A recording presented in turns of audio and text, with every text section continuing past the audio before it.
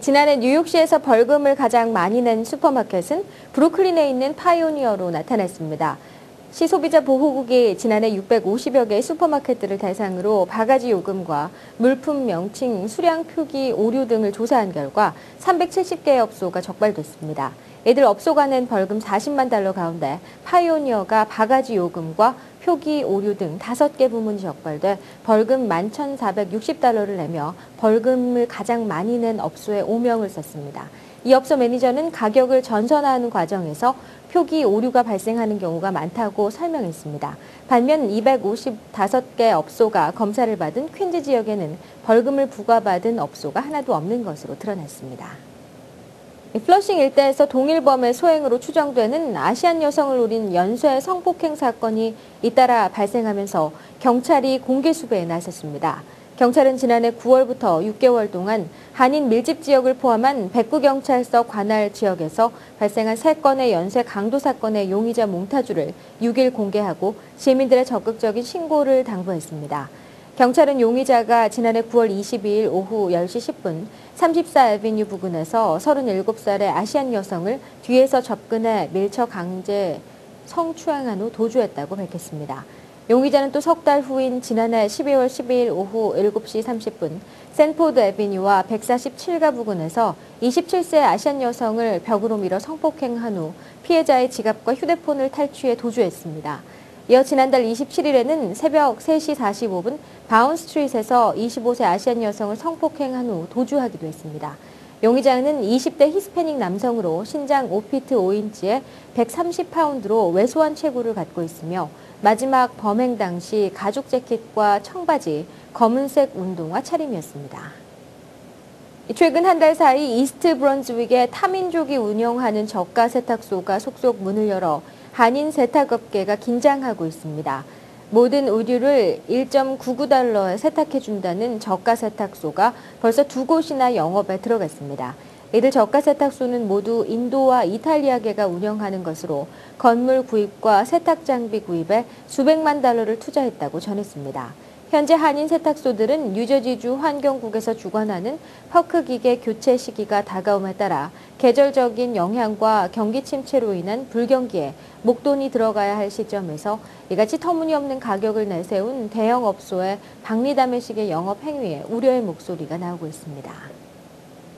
이 휘발유 값이 천정부지로 오르는 가운데 지난 4일 뉴저지 턴파이크와 가든 스테이트 파크웨이 주유소들의 레귤러 휘발유 값이 갤런당 17센트나 올라 3달러 26센트에 판매된 것으로 전해졌습니다. 미디엄과 프리미엄급 등급의 휘발유는 각각 15센트씩 올랐습니다.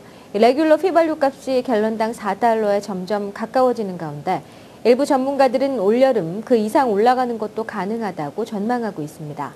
전국 평균 휘발유 값은 마지막 통계가 나온 지난 2월 28일 3달러 38센트로 이전 주보다 19.4센트, 1년 전보다는 68센트가 올랐습니다.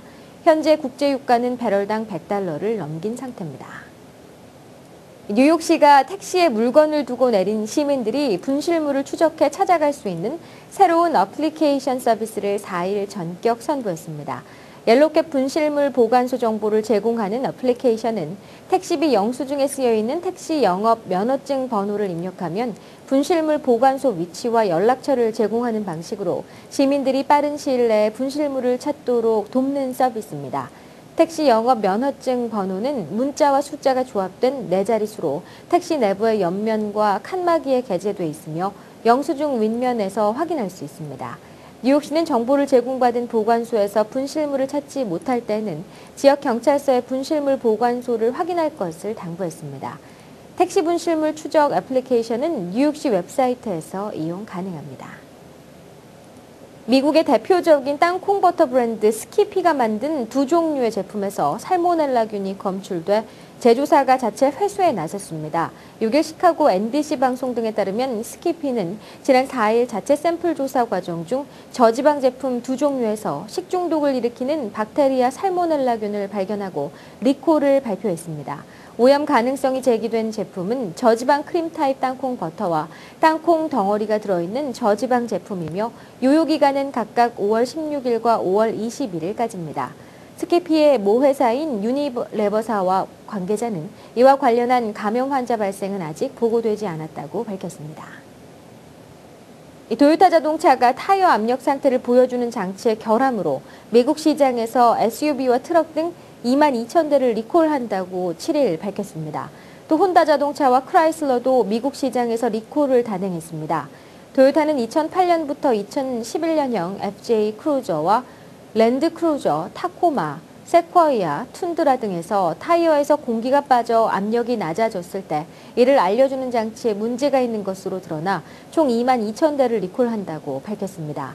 타이어 압력 모니터 장치의 결함은 타이어에 바람이 완전히 빠졌는데도 운전자가 이를 미리 파악하지 못해 충돌 및 전복 사고의 위험으로 이어질 수 있다고 전문가들은 지적하고 있습니다.